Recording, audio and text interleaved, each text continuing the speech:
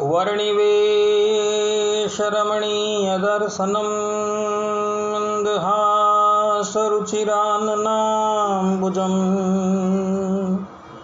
पूजितं सुरनरोत्तमैर्मुदा धर्मनन्दनमहं विचिन्तये।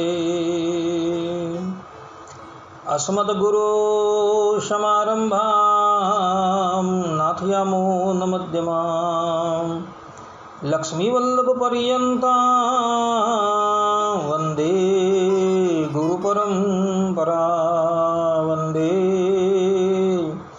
गुरुपरम्परा सहजानंद स्वामी महाराजनी जय, श्री नारायण मुनिदेवनी जय, श्री राधा विहारी लालनी जय। हरिशरणम निखिल हे प्रत्यनि कल्याणिकतान श्वेतर समस्त वस्तु विलक्षण अनंत कोटि ब्रह्मांड नायक श्रीदेवी भूदेवी नीलादेवीથી સમલંકૃત સર્વ અવતારના અવતારી સર્વ કારણના કારણ પરબ્રહ્મ પરમાત્મા ભગવાન શ્રી હરિની મહતી કૃપાથી આપણે બધા માનવ જીવનનો સર્વોત્કૃષ્ટ લાભ એવા સત્સંગને માટે ઉપસ્થિત થયા છે। ઉપસ્થિત થનારા બધા જ ભગવત ભક્તોના હૃદયની અંદર અપરોક્ષ રૂપે બિરાજમાન એ જગત કારણ તત્વ ભગવાન શ્રી હરિના ચરણની અંદર હું સાષ્ટાંગ દંડવત પ્રણામ કરી આજની આ દસમ સ્કંદની કથાનો શુભારંભ કરું છું। ભક્તો, ગયા વખતની દસમ સ્કંદની કથાની અંદર આપણે ચીરહરણની લીલાનું શ્રવણ કર્યું। હવે આજે આપણે 22 તથા 23મા અધ્યાયની અંદર ભગવાન શ્રી કૃષ્ણએ યજ્ઞપત્ની ઉપર જે કૃપા કરી તે લીલાનું શ્રવણ કરીએ। સુખદેવજી મહારાજ કહે છે કે હે પરીક્ષિત, એક દિવસ ભગવાન શ્રી કૃષ્ણ બલરામજી અને ગોપકુમારોની સાથે ગાયો ચરાવતા વૃંદાવનની અંદર ઘણા દૂર નીકળી ગયા છે। ગ્રીષ્મ ઋતુ હતી, સૂર્યનો તડકો બહુ ઉગ્ર થઈ રહ્યો હતો, પરંતુ ઘટાદાર વૃક્ષો ભગવાન શ્રી કૃષ્ણ ઉપર છત્રનું કામ કરી રહ્યા હતા। ભગવાન શ્રી કૃષ્ણે વૃક્ષોને છાયા કરતા જોઈને સ્ટોક કૃષ્ણ, અંશુ, શ્રીદામા, સુબલ, અર્જુન, વિશાલ, ઋષભ, તેજસ્વી, દેવપ્રસ્થ અને વરુથક વગેરે ગોપકુમારોને સંબોધીને કહ્યું કે મારા પ્રિય મિત્રો, જુઓ આ વૃક્ષો કેટલા ભાગ્યશાળી છે। તેમનું સંપૂર્ણ જીવન માત્ર અન્યની ભલાઈ કરવા માટે જ છે। તે સ્વયં તો હવાની ઝાપટો, વરસાદ, ગરમી અને ઠંડી બધું સહન કરે છે, પરંતુ આપણા લોકોની વરસાદ, ગરમી, ઠંડીથી રક્ષા કરે છે। હું કહું છું કે આમનું જ જીવન બધાથી શ્રેષ્ઠ છે, કેમ કે એમના દ્વારા બધા પ્રાણીઓને આશ્રય મળે છે, તેમનો જીવન નિર્વાહ થાય છે। જેમ કોઈ સજ્જન પુરુષના ઘેરથી યાચક ખાલી હાથે પાછો જતો નથી, તે જ રીતે આ વૃક્ષો પાસેથી પણ દરેકને કંઈ ને કાંઈ મળી જાય છે। વૃક્ષો પોતાના પાંદડા, ફળ, ફૂલ, છાયા, મૂળિયા, છાલ, લાકડા, ધૂપ, ગુંદર, રાખોડી, કોલસા, છોડવા અને કૂપળોથી લોકોની કામના પૂર્ણ કરે છે। મારા પ્યારા મિત્રો, સંસારમાં પ્રાણીઓ તો બહુ છે, પરંતુ તેમના જીવનની સફળતા એમાં જ છે કે જ્યાં સુધી બની શકે પોતાના ધનથી, વિવેક વિચારથી, વાણીથી અને પ્રાણોથી પણ એવા જ કર્મ કરવા જોઈએ જેથી બીજાનું હિત થાય। ભગવાન શ્રી કૃષ્ણ અહીં વૃક્ષોનો મહિમા ગાય છે. પરોપકારે ફલંતે વૃક્ષાઃ એવું સુભાષિતની અંદર લખેલું છે કે વૃક્ષોનું ફળવું અને ફૂલવું જે છે એ કેવલ પરોપકારને માટે જ છે. કારણ કે વૃક્ષ દ્વારા મનુષ્યો પર તથા પશુ પ્રાણીઓ પર જે ઉપકાર થાય છે એવો બીજા કોઈથી થતો નથી. ભક્તો, મનુષ્યએ પણ પોતાનું જીવન જે છે એ વૃક્ષના જેવું જ બનાવવું જોઈએ. ભગવાન શ્રી કૃષ્ણ અહીં મર્મની અંદર મનુષ્યને બોધ આપે છે કે મનુષ્યએ પણ પોતાનું જીવન પરોપકારને માટે જ ઉપયોગમાં લાવવું જોઈએ. પોતાના સ્વાર્થનો ત્યાગ કરી મનુષ્યની ઉન્નતિ કેવી રીતના થાય, રાષ્ટ્રની ઉન્નતિ કેવી રીતના થાય, એના પર જ ધ્યાન આપવું જોઈએ. સુખદેવજી મહારાજ કહે છે કે પરીક્ષિત, બંને બાજુના વૃક્ષો નવી નવી કૂપણો, ગુચ્છ, ફળ, ફૂલ અને પાંદડાથી ભરપૂર હતા. તેમની ડાળીઓ જમીન સુધી ઝૂકેલી હતી. આ પ્રમાણે વાતો કરતા ભગવાન શ્રી કૃષ્ણ વૃક્ષોની મધ્યમાંથી પસાર થઈને યમુનાજીના કિનારે પધાર્યા. રાજન, યમુનાજીનું જલ બહુ જ મધુર, શીતલ અને સ્વચ્છ હતું. તે લોકોએ પહેલાં ગાયોને પાણી પાયું અને પછી પોતે પણ સ્વાદિષ્ટ જલનું પાન કર્યું. પરીક્ષિત, જે સમયે તેઓ યમુનાજીના કિનારે હરિયા ફરિયા ઉપવનમાં પોતાની ગાયોને ચારી રહ્યા હતા, તે વખતે થોડા ભૂખ્યા થયેલા ગોવાળોએ ભગવાન શ્રી કૃષ્ણ અને બલરામજીની પાસે આવીને આ પ્રમાણે કહ્યું. ગોપકુમારોએ કહ્યું, નયનાભિરામ બલરામ, તમે બહુ પરાક્રમી છો. તમે મોટા મોટા દૈત્યોનો સંહાર કર્યો છે. હે હમારા ચિત્તચોર શ્યામ સુંદર, આ ભૂખ પણ અમને બહુ કષ્ટ આપી રહ્યું છે. તેથી તમે બંને અમારી ક્ષુધા શાંત થાય એવો કોઈ ઉપાય કરો. સુખદેવજી મહારાજ કહે છે, હે પરીક્ષિત, જ્યારે ગોપ બાળકોએ દેવકી નંદન ભગવાન શ્રી કૃષ્ણને આ પ્રમાણે વિનંતી કરી, ત્યારે તેમણે મથુરાની પોતાની ભક્ત બ્રાહ્મણ પત્ની ઉપર અનુગ્રહ કરવા માટે આ પ્રમાણે કહ્યું. ભગવાન શ્રી કૃષ્ણ કહે છે, હે મારા પ્રિય મિત્રો, અહીંથી થોડે દૂર વેદવાદી બ્રાહ્મણો સ્વર્ગની કામનાથી અંગિરસ નામનો યજ્ઞ કરી રહ્યા છે.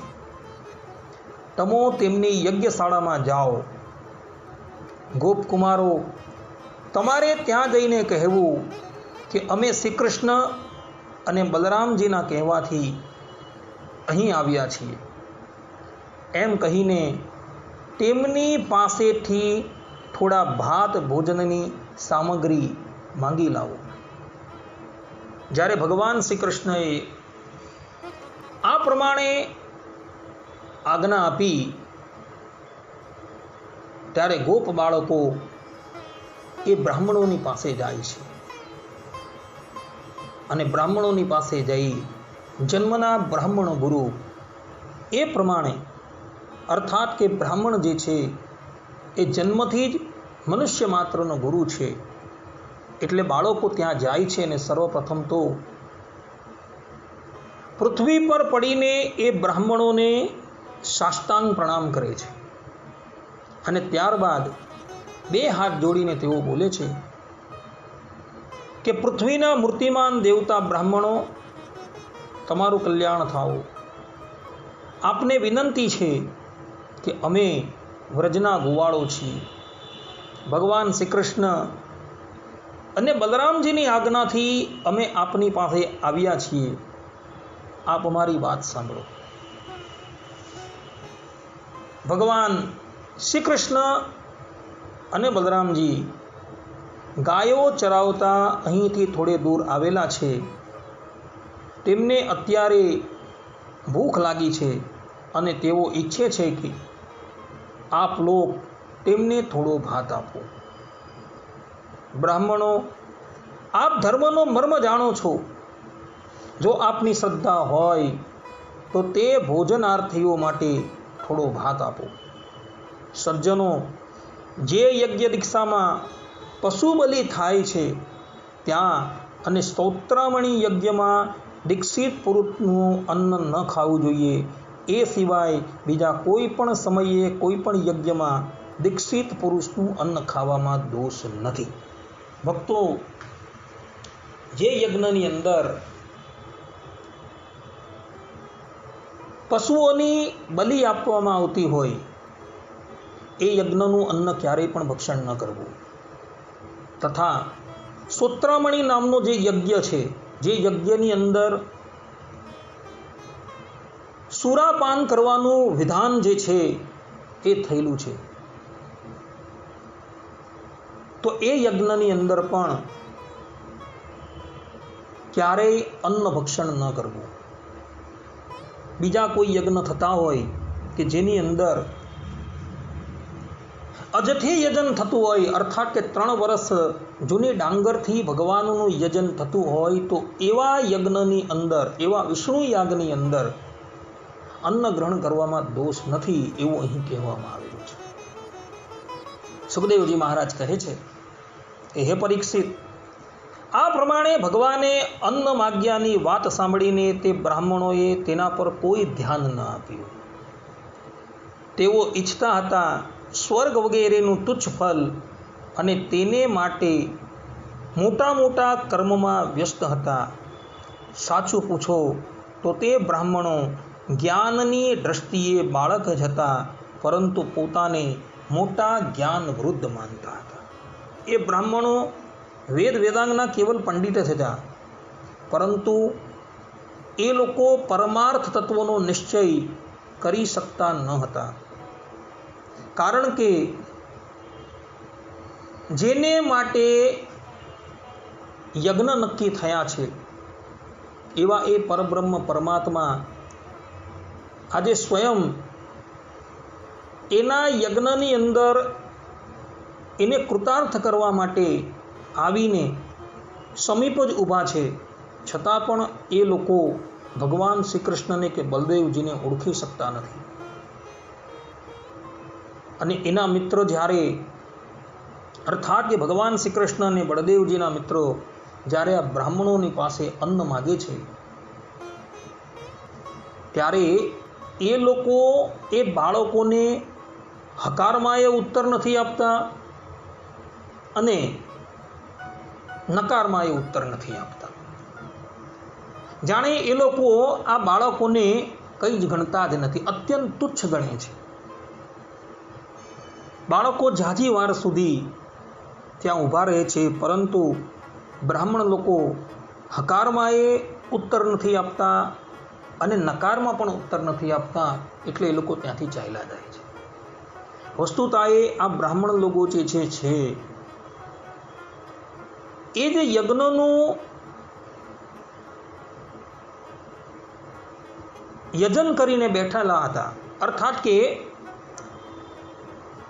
જે યજ્ઞ એ લોકો કરી રહ્યા હતા એ યજ્ઞનું ફળ જે છે એ કેવલ ને કેવલ તુચ્છ એવું સ્વર્ગ છે કે જે સ્વર્ગની અંદર ગયેલો વ્યક્તિ એના કર્મ પૂર્ણ થતાં પુનઃ આ સંસારની અંદર આવી જાય છે.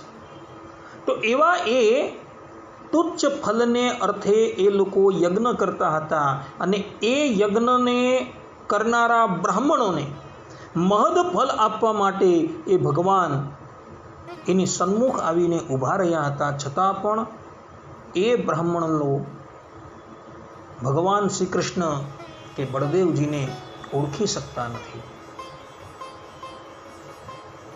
ભક્તો, આપણે લોકો શાસ્ત્રોનું જે અધ્યયન કરીએ છીએ ને, એ શાસ્ત્રોનું અધ્યયન શા માટે? તો પરબ્રહ્મ પરમાત્મા જે છે એને જાણવાને અર્થે આપણે શાસ્ત્રોનું અધ્યયન કરીએ છીએ. શાસ્ત્રોની અંદર જે ભગવત સ્વરૂપનું વર્ણન થયું છે, જીવાત્માના સ્વરૂપનું વર્ણન થયું છે, માયાના સ્વરૂપનું વર્ણન થયું છે, એના દ્વારા આપણે એ તત્વોને જાણી શકીએ અને જાણી આ ભવાટવીમાંથી મુક્ત થઈ શકીએ. એટલે માટે આપણે એ શાસ્ત્રોનું અધ્યયન કરતા હોઈએ છીએ. પરંતુ આ બ્રાહ્મણ લોકો શાસ્ત્રોનું અધ્યયન કરીને પણ એ પરમાત્માને જાણી નથી શક્યા. બાળકો ભગવાન શ્રી કૃષ્ણ પાસે આવે છે અને ભગવાનને બધી વાત કહે છે. એટલે ભગવાન શ્રી કૃષ્ણ એમની વાત સાંભળી હસવા લાગે છે અને કહે છે કે બાળકો, તમે નિરાશ ન થાઓ. હવે તમે બધા એમની પત્ની પાસે જાઓ અને તેમને કહો કે શ્રી કૃષ્ણ અને બલરામ અહીં આવેલા છે. આટલું જઈને તમે કહેજો. એટલે એ બ્રાહ્મણોની પત્નીઓ તમને યથાર્થ માત્રની અંદર અન્ન છે તે અર્પણ કરશે.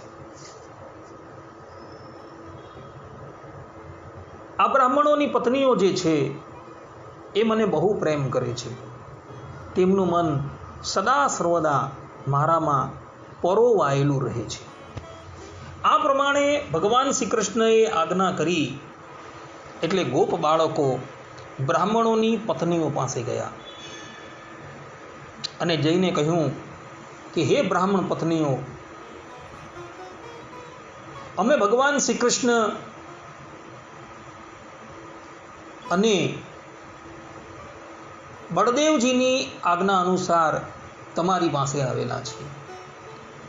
ભગવાન શ્રી કૃષ્ણ અહીંથી થોડે દૂર જ પધારેલા છે અને તેમણે જ અમને તમારી પાસે મોકલેલા છે. તેઓ ગોવાળિયા એટલે કે અમારી સાથે ગાયો ચરાવતા અહીં બહુ દૂર આવી ગયા છે. અત્યારે તેમને અને તેમના મિત્રોને ખૂબ ભૂખ લાગી છે, માટે તમે એમને માટે ભોજન આપો. સુખદેવજી મહારાજ કહે છે, પરીક્ષિત, તે બ્રાહ્મણ પત્નીઓ ઘણા દિવસથી ભગવાનની મનોહર લીલાઓ સાંભળી તેમનું મન ભગવાનમાં મગ્ન થઈ ચૂક્યું હતું. તેઓ હંમેશા એ વાત માટે ઉત્સુક રહેતી હતી કે કોઈ પ્રકારે શ્રી કૃષ્ણના દર્શન થઈ જાય. શ્રી કૃષ્ણના આવવાની વાત સાંભળતા જ તેઓ અધીરી બની ગઈ. તેમણે વાસણોમાં બહુ સ્વાદિષ્ટ અને પૌષ્ટિક ભક્ષ્ય, ભોજ્ય, લેહ્ય અને ચોષ્ય આ 4 પ્રકારની ભોજન સામગ્રી લઈ લીધી તથા ભાઈ બંધુ પતિ પુત્રોના રોકવા છતાં પોતાના પ્રિયતમ ભગવાન શ્રી કૃષ્ણ પાસે જવા માટે નદીઓ સમુદ્ર પાસે જાય એમ ઘરેથી નીકળી ગઈ. કેમ ન જાય? ન જાણે કેટલા દિવસથી પવિત્ર કીર્તિ ભગવાન શ્રી કૃષ્ણના ગુણ, લીલા, સૌંદર્ય અને માધુર્ય વગેરેનું વર્ણન સાંભળીને તેમણે તેમના ચરણો પર પોતાનું હૃદય ન્યોછાવર કરી દીધું. અહીં તમે જુઓ, બ્રાહ્મણ લોકો જે છે એ ભગવાન શ્રી કૃષ્ણને ઓળખી શકતા નથી, પરંતુ બ્રાહ્મણની પત્નીઓ જે છે એ ભગવાન શ્રી કૃષ્ણને ઓળખી ગયેલી છે. અને એટલે જ માટે પોતાના પરિવારના સભ્યો રોકવા છતાં પણ એની પરવા ન કરી એ ભગવાન શ્રી કૃષ્ણને મળવા માટે એમની પાસે ચાલી નીકળે છે. બ્રાહ્મણ પત્નીઓએ જઈને જોયું કે યમુના કિનારે નવી નવી કૂંપળોથી શોભતા અશોક વનમાં ગોવાળોથી ઘેરાયેલા બલરામજીની સાથે શ્રી કૃષ્ણ આમ તેમ ફરી રહ્યા છે. તેમના શ્યામ શરીર પર સોનેરી પિતાંબર ઝળહળી રહ્યું છે. ગળામાં વનમાળા લટકી રહી છે. મસ્તક પર મોર પીંછનો મુગટ છે.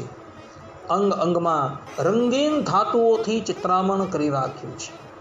નવી નવી કૂંપળોના ગુચ્છ શરીર પર લગાડીને નટ જેવો વેશ બનાવ્યો છે. એક હાથ પોતાના સખા ગોપ બાળકોના ખભા પર રાખ્યો છે અને બીજા હાથમાં કમળનું ફૂલ નચાવી રહ્યા છે. કાનોમાં કમળના કુંડળો છે. કપોલ પર વાંકડિયા વાળની લટો ઝૂલી રહી છે અને મુખ કમળ મંદ હાસથી પ્રફુલ્લિત છે. સુખદેવજી મહારાજ કહે છે કે પરીક્ષિત, અત્યાર સુધી પોતાના પ્રિયતમ શ્યામ સુંદરના ગુણ અને લીલાઓ પોતાના કાનોથી સાંભળીને તેમણે પોતાના મનને તેમના જ પ્રેમના રંગે રંગી નાખ્યું હતું, તેમાં જ ડૂબાડી દીધું હતું. હવે નેત્રોના માર્ગે તેમને અંદર લઈ જઈને ઘણીવાર સુધી તેઓ મનોમન તેમનું આલિંગન કરતી રહી અને આ પ્રમાણે તેમણે પોતાના હૃદયની બળતરા શાંત કરી. જેમ જાગ્રત અને સ્વપ્ન અવસ્થાઓની વૃત્તિઓ આ હું અને આ મારું એવા ભાવથી બની રહે છે, પરંતુ સુષુપ્તિ અવસ્થામાં તેના અભિમાની પ્રાજ્ઞને પ્રાપ્ત કરીને તેમાં લીન થાય છે અને તેની બધી બળતરાઓ મટી જાય છે. સુખદેવજી મહારાજ કહે છે કે પ્રિય પરીક્ષિત, ભગવાન બધાના હૃદયની વાતને જાણે છે, બધાની બુદ્ધિઓના તે સાક્ષી છે. તેમણે જ્યારે જોયું કે આ બ્રાહ્મણ પત્નીઓ પોતાના ભાઈ બંધુ અને પતિ પુત્રોના રોકવા છતાં બધા સગા સંબંધીઓ અને વિષયોની આશા છોડીને માત્ર મારા દર્શનની લાલસાથી મારી પાસે આવી છે, ત્યારે તેઓ હાસ્યભર્યા મુખ કમળથી તેઓને કહેવા લાગ્યા. ભગવાને કહ્યું, હે મહાભાગ્યશાળી દેવીઓ, તમારું સ્વાગત છે. આવો બેસો, કહો અમે તમારું શું સ્વાગત કરીએ. તમે બધા મારા દર્શનની ઈચ્છાથી અહીં આવ્યા છો. એ તમારા જેવા પ્રેમપૂર્ણ હૃદયવાળાઓ માટે યોગ્ય જ છે. હું તમારા પ્રેમનો આદર કરું છું. હવે તમે મારા દર્શન કરી લીધા,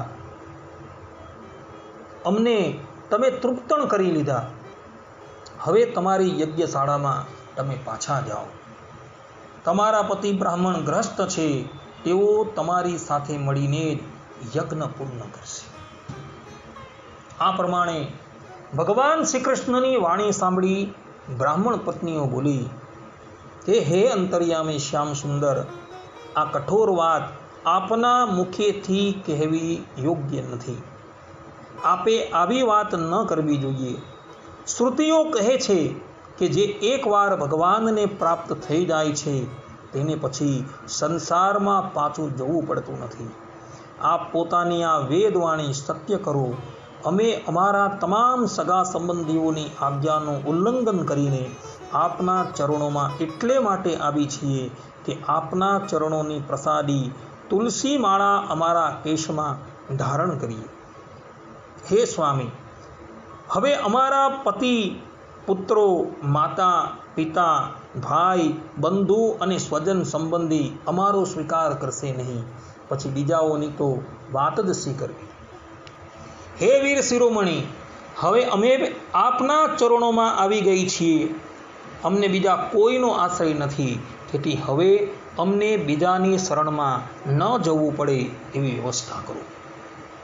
પેલા બ્રાહ્મણ લોકો નથી ભગવત તત્વ વિશે કંઈ જાણતા કે નથી શરણાગતિ વિશે જાણતા. જ્યારે એમની પત્ની, જેણે ક્યારેય પણ ગુરુકુલની અંદર વાસ નથી કરેલો, એણે શાસ્ત્રોનું અધ્યયન નથી કરેલું, પરંતુ લોકોના મુખથી એઓએ ભગવાન શ્રી કૃષ્ણની લીલાઓ સાંભળી, એમણે જે પરાક્રમો કરેલા હતા એ બધા એણે સાંભળ્યા અને એને નિશ્ચય થઈ ગયો કે ગોકુલની અંદર પ્રગટ થયેલા શ્રી કૃષ્ણ એ અવર નથી, પરંતુ સાક્ષાત પરબ્રહ્મ પરમાત્મા છે. એ પોતાનું તન મન ધન ભગવાનની ઉપર ન્યોછાવર કરી દે છે. પોતાનો આત્મા જે છે એ પણ ભગવાનને અર્પણ કરી દે છે. આ પ્રમાણે એ પૂર્ણ રૂપે ભગવાનના શરણમાં આવી જાય છે. અને શરણમાં આવવા છતાં ભગવાન શ્રી કૃષ્ણ એમને કહે છે કે હે દેવીઓ, હવે તમે પુનઃ તમારા પતિઓની પાસે જાઓ. આ પ્રમાણેનું વજ્રપાત તુલ્ય વચન સાંભળીને યજ્ઞપત્નીઓ જે છે એ ભગવાનને આ પ્રમાણે કહે છે કે પ્રભુ, જે પણ કોઈક વ્યક્તિ એકવાર તમારા શરણની અંદર આવી જાય છે એણે ત્યાર પછી સંસારમાં પાછું જોવું પડતું નથી. તો પ્રભુ, અમે તમારા શરણની અંદર આવી ગયા છીએ, તો હવે તમે અમને પુનઃ આ સંસારની અંદર કેમ મોકલો છો? સુખદેવજી મહારાજ કહે છે કે આ પ્રમાણે યજ્ઞ પત્નીઓની વાત સાંભળી ભગવાન શ્રી કૃષ્ણ બોલ્યા કે હે દેવીઓ, તમારા પતિ, પુત્ર, ભાઈ, બંધુ, માતા, પિતા કોઈ પણ તમારો તિરસ્કાર કરશે નહીં. તેમની તો વાત જ ક્યાં છે, પૂરો સંસાર તમારું સ્વાગત કરશે. તેનું કારણ છે હવે તમે મારી થઈ ગઈ છો, મારાથી જોડાઈ ગઈ છો. જુઓ ને, આ દેવતાઓ પણ મારી વાતનું અનુમોદન કરી રહ્યા છે. હે દેવીઓ, તમારું મન મારામાં જોડી રાખો. અંગ અંગ મારી પ્રીતિ કે અનુરાગનું કારણ નથી. તમે જાઓ અને મનથી મારું ચિંતન કરતા રહો, તમને શીઘ્ર મારી પ્રાપ્તિ થઈ જશે. ભગવાન શ્રી કૃષ્ણ જે છે પોતે કહી રહ્યા છે કે જેનો હું આદર કરું છું, જે મારા શરણની અંદર આવી ગયો છે, એ પછી અભય થઈ જાય છે. જગતના કોઈ પણ લોકો એ મારા ભક્તોનો તિરસ્કાર કરી શકતા નથી. આ જ શ્રીમદ ભાગવતની અંદર એક સ્થાનની ઉપર ભગવાન શ્રી કૃષ્ણ સ્વયં પોતાના સ્વમુખે બોલે છે કે કોઈ ધનના મદથી કે વિદ્યાના મદથી મારા ભક્તોનો તિરસ્કાર નથી કરી શકતો, કારણ કે એની પછાડી સાક્ષાત પરબ્રહ્મ પરમાત્મા બિરાજમાન હોયેલા હોય.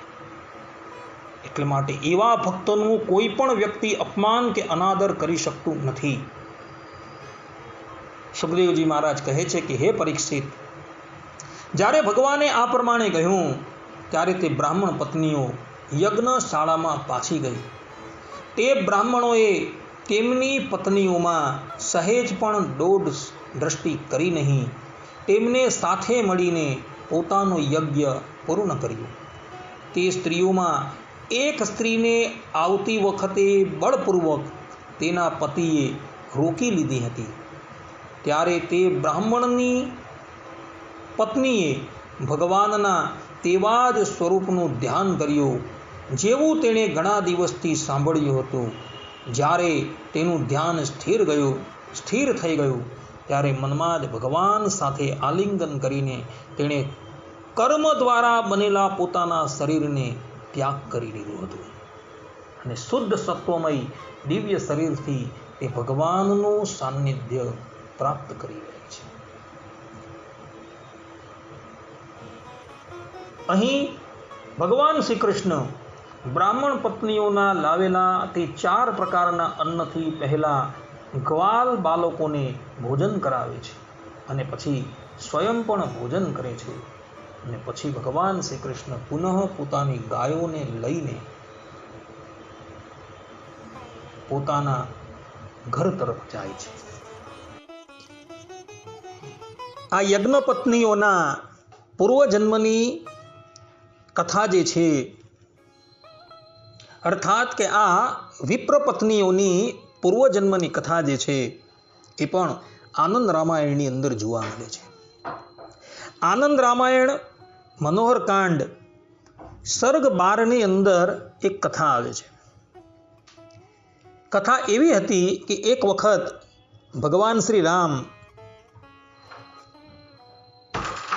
પોતાના ભાઈઓ તથા પુત્રોની સાથે શિકાર કરવા માટે વનમાં ગયા હતા.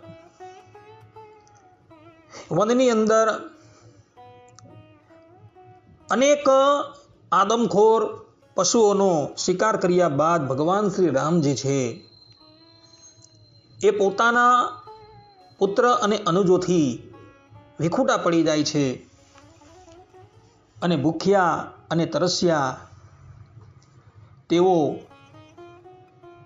એક વૃક્ષ નીચે આવીને બેસે છે. એવા જ સમયની અંદર એ વનની અંદર રહેતી એક ભીલની સ્ત્રી ભગવાન શ્રી રામની પાસે આવે છે. ભીલની સ્ત્રી વધારે પડતી સબરીના નામથી ઓળખાય છે. તો એ સબરી જે છે એ ભગવાન શ્રી રામની પાસે આવે છે અને ભગવાન શ્રી રામને પૂછે છે કે હે યુવક, તમે કોણ છો? મુખારવિંદર પરથી તો તમે કોઈ રાજા દેખાવ છો. ત્યારે ભગવાન શ્રી રામ પોતાનો પરિચય આપે છે કે હું અયોધ્યાનો રાજા શ્રી રામ છું અને આ આખેટ કરવાને અર્થે અમે આ જંગલમાં આવેલા હતા અને હું મારા દલથી વિખોતો પડી ગયો છું. અત્યારે મને ક્ષુધા જે છે એ બહુ સતાવી રહી છે, માટે જો થઈ શકે તો ભોજનનો પ્રબંધ કરો.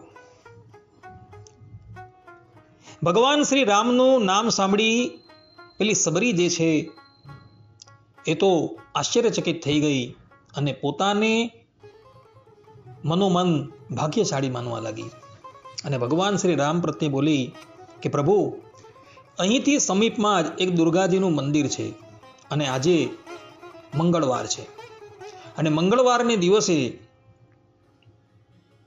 બ્રાહ્મણ, ક્ષત્રિય, વૈશ્ય અને શૂદ્રની કેટલીય સ્ત્રીઓ જે છે આ મંદિરની અંદર દુર્ગા દેવીની પૂજા કરવા માટે આવશે.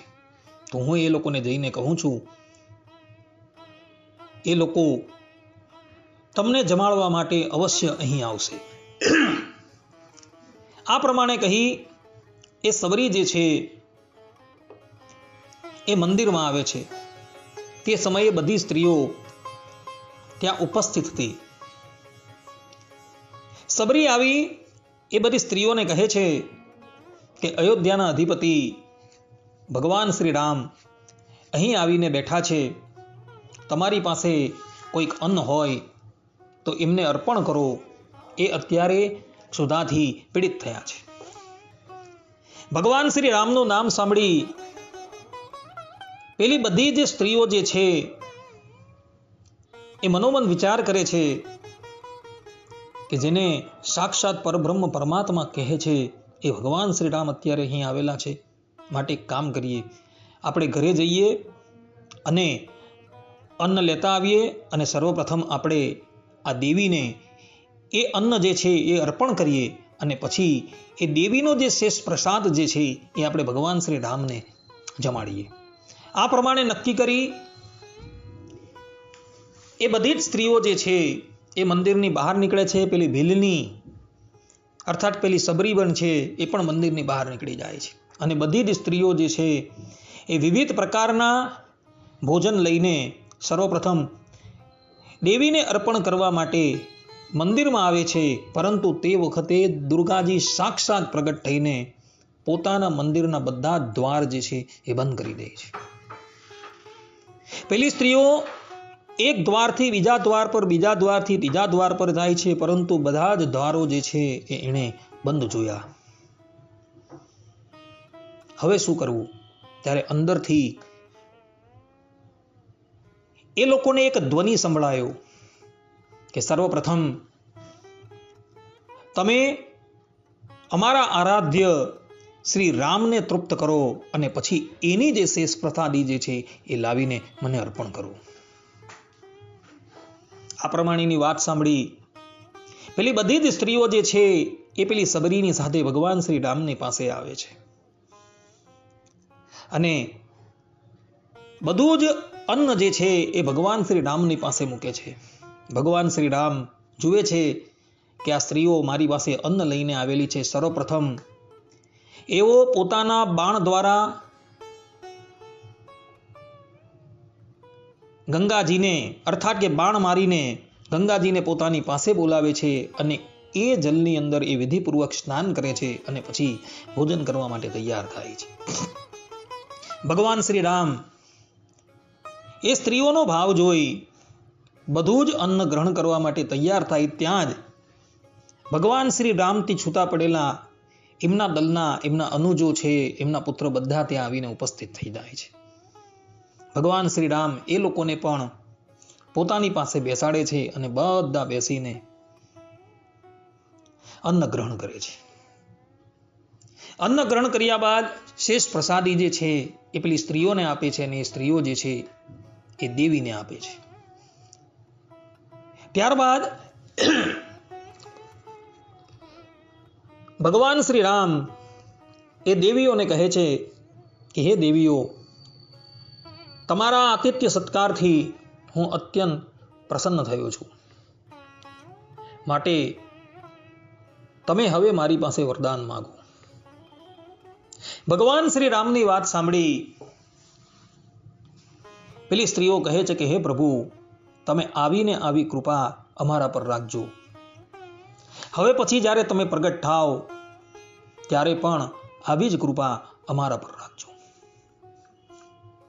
સ્ત્રીઓની વાત સાંભળી ભગવાન શ્રી રામ એમોને આશીર્વાદ આપે છે કે હવે પછીના અવતારની અંદર હું કૃષ્ણ રૂપે પ્રગટ થવીશ અને તમે બધી જ સ્ત્રીઓ જે છે એ આ બિલનીની સાથે અર્થાત કે આ સબરીની સાથે મથુરાના જે બ્રાહ્મણ છે એ બ્રાહ્મણોની કન્યા તરીકે પ્રગટ થશો અને એ જ મથુરાની અંદર બ્રાહ્મણોની સાથે તમારા લગ્ન થશે. તે સમયે હું વનની અંદર આવીશ અને મારા મિત્રો દ્વારા તમને કહેવડાવીશ, ત્યારે તમે અન્ન લઈને મારી પાસે આવજો. તે વખતે તમારું આ અન્ન જે છે હું ગ્રહણ કરીશ અને તમને બધાને મારા ધામની અંદર મોકલીશ. પરંતુ અત્યારે આ જન્મની અંદર તમે બધા મારા રામ નામના મંત્રનો જાપ કરો, મારી દુર્લભ ભક્તિ જે છે એ તમને પ્રાપ્ત થશે અને મારું ભજન કરતા થકા તમે તમારો સમય વ્યતીત કરો. આ પ્રમાણે કહી ભગવાન શ્રી રામ જે છે એ ત્યાંથી જતા રહે છે અને પેલી બધી જ સ્ત્રીઓ જે છે પોતપોતાના ઘરે જાય છે અને એ લોકો સંસારની અંદર રહેતા થકા પોતાનું મન ભગવાનની અંદર જોડે છે. સમય જતા એ બધી જ સ્ત્રીઓનો દેહ પાત થઈ જાય છે અને પછી એ કૃષ્ણ અવતાર વખતે આ બધી જ સ્ત્રીઓ જે છે એ પેલા મથુરાના બ્રાહ્મણને ત્યાં જન્મ લે છે. એના લગ્ન જે છે એ મથુરાની અંદર જ થાય છે. બ્રાહ્મણો એનું પાણી ગ્રહણ કરે છે અને જ્યારે ભગવાન શ્રી કૃષ્ણ ગાયો ચરાવતા થકા એ બ્રાહ્મણો જ્યાં યજ્ઞ કરતા હોય છે ત્યાં આવે છે અને પોતાના સખાઓને આ બ્રાહ્મણો પાસે અન્ન માગવા મોકલે છે અને બ્રાહ્મણો ના પાડે છે. ત્યારે ભગવાન શ્રી કૃષ્ણ પોતાના બાળ મિત્રોને એમની પત્નીઓ પાસે મોકલે છે અને પત્નીઓ જે છે એ બ્રાહ્મણોની પરવા ન કરીને ભગવાન શ્રી કૃષ્ણની પાસે આવે છે અને એને અન્ન જલથી તૃપ્ત કરે છે. આ પ્રમાણેની કથા ભક્તો અહીં આ આનંદ રામાયણની અંદર મનોહર કાંડ સર્ગ 12ની અંદર જોવા મળે છે. એટલે પૂર્વ અવતાર રામા અવતારની અંદર જે વચન ભગવાન શ્રી રામે આવેલું હતું એ જ ભગવાન શ્રી રામ કૃષ્ણ રૂપે પ્રગટ થયા છે અને પોતે આપેલું વચન જે છે એ ભગવાને આ કૃષ્ણ અવતારની અંદર પાળ્યું અને એટલે માટે પેલી બ્રાહ્મણોની પત્નીઓ જે છે એ ભગવાન શ્રી કૃષ્ણને અન્ન જમાડવા માટે આવેલી હતી. આ એનું કારણ જે છે તે આ છે. આ કથા આ વિપ્ર પત્નીઓની પૂર્વજન્મની કથા છે જે આનંદ રામાયણની અંદર જોવા મળે છે. સુખદેવજી મહારાજ કહે છે કે પરીક્ષિત, અહીં બધા બ્રાહ્મણોને એ ખબર પડી કે શ્રી કૃષ્ણ તો સ્વયં ભગવાન છે ત્યારે તેમને બહુ પસ્તાવો થવા લાગ્યો. તેઓ વિચારવા લાગ્યા કે જગદીશ્વર ભગવાન શ્રી કૃષ્ણ અને બલરામજીની આજ્ઞાનું ઉલ્લંઘન કરીને અમે બહુ મોટો અપરાધ કર્યો છે. તેઓ તો મનુષ્યના જેવી લીલા કરતા હોવા છતાં સાક્ષાત પરમેશ્વર જ છે. જ્યારે તેમણે જોયું કે અમારી પત્નીઓના હૃદયમાં તો ભગવાન પ્રત્યે અલૌકિક પ્રેમ છે અને અમે લોકો તેમનાથી બિલકુલ અજાણ છીએ, ત્યારે તેઓ ખૂબ પસ્તાઈને પોતાની નિંદા કરવા લાગ્યા. તેઓ કહેવા લાગ્યા, અરે અમે ભગવાન શ્રી કૃષ્ણથી વિમુખ છીએ. બહુ ઊંચા કુળમાં અમારો જન્મ થયો. ગાયત્રીને દીક્ષા લઈને અમે દ્વિજ થયા. વેદાધ્યયન કરીને અમે મોટા યજ્ઞ કર્યા. પરંતુ તે બધું શા કામનું? ધિક્કાર છે અમારી વિદ્યાને. અમારી વિદ્યા વ્યર્થ ગઈ, અમારા વ્રત નકામા ગયા. અમારી આ વિદ્વત્તાને ધિક્કાર છે. ઊંચા કુળમાં જન્મ લેવો, કર્મકાંડમાં નિપુણ થવું એ કશા કામમાં આવ્યું નહીં. અમને વારંવાર ધિક્કાર છે. કેટલા આશ્ચર્યની વાત છે. જુઓ તો ખરા. જો કે આ સ્ત્રીઓ છે, છતાં પણ જગતગુરુ ભગવાન શ્રી કૃષ્ણમાં આમનો કેટલો અગાધ પ્રેમ છે, અખંડ અનુરાગ છે. આનાથી જ તેમણે ગૃહાશક્તિ નામના મૃત્યુપાશને કાપી નાખી. આ લોકોના ન તો દ્વિજાતિને યોગ્ય યજ્ઞોપવિત સંસ્કાર થયા છે, અને ન એમણે ગુરુકુલમાં વિદ્યાભ્યાસ કર્યો છે, ન તેમણે તપ કર્યું છે, અને ન તો આત્મ સંબંધી તેમણે કોઈ વિવેક વિચાર કર્યું છે. ન તેમણે તપ કર્યું છે. એ બધી વાત તો ઠીક, તેમનામાં ન તો પૂરેપૂરી પવિત્રતા છે કે ન તેમનામાં કોઈ શુભ કર્મ છે. છતાં સમસ્ત યોગેશ્વરોના ઈશ્વર પુણ્યકીર્તિ ભગવાન શ્રી કૃષ્ણના ચરણોમાં તેમનો દ્રઢ પ્રેમ છે.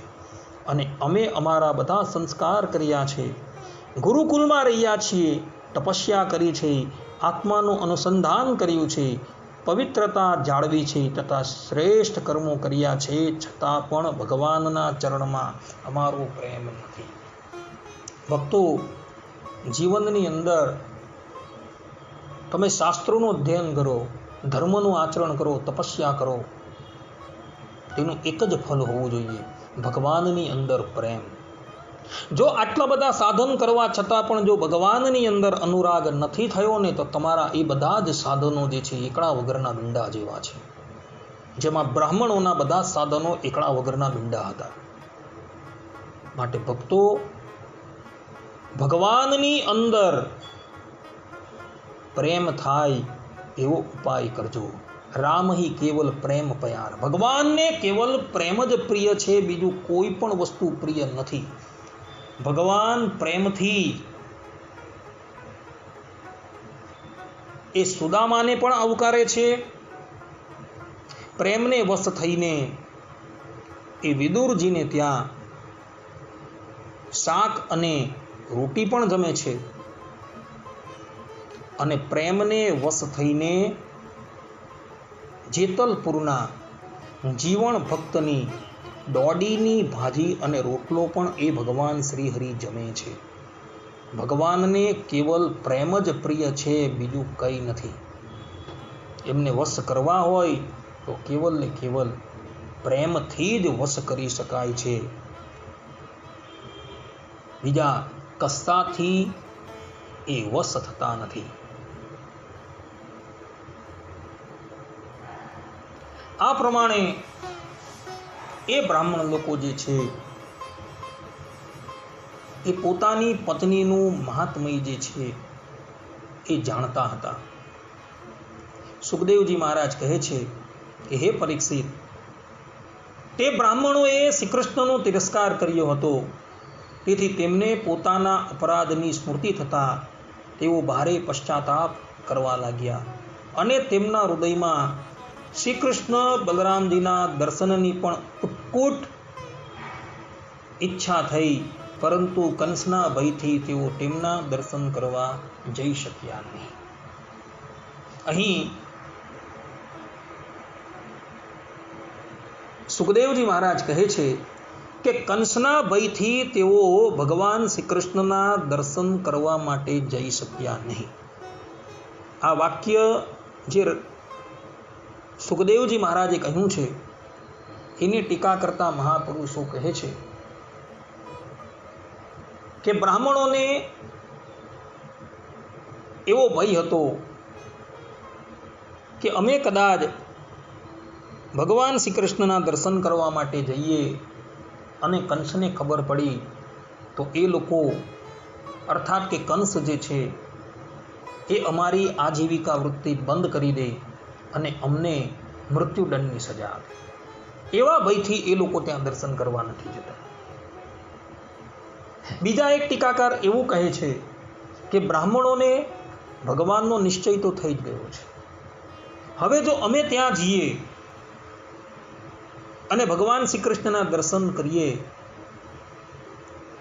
અને એ કંસ જે છે એ કદાચ અમારે લઈને ભગવાન શ્રી કૃષ્ણનું કંઈક અનિષ્ટ ન કરી દઈને, એવી ભીતિથી એ બ્રાહ્મણ લોકો ભગવાન શ્રી કૃષ્ણના દર્શન કરવા ત્યાં જતા નથી. કારણ કે જે વ્યક્તિ કોઈકને પ્રેમ કરતો હોય ને, તેના અનિષ્ટની એને બહુ જ શંકા સતાવતી હોય છે. અર્થાત કે એનું અનિષ્ટ ન થાય ને એને માટે તે હંમેશા ઉપાય કરતો રહે છે. આ બ્રાહ્મણ લોકો પણ હવે પોતાની પત્નીના સમાગમથી ભગવાન શ્રી કૃષ્ણને વિશે પ્રેમ ધરાવતા હતા. એમને પણ ભગવાન શ્રી કૃષ્ણ વિશે સ્નેહ થઈ ગયો છે.